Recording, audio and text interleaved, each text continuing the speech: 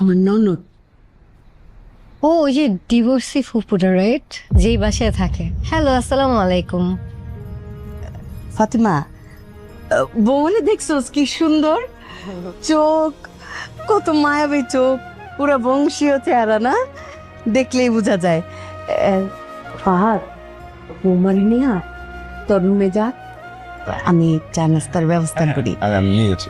কি খাবা, লেবুর শরবত খাবা? হ্যাঁ স্যার।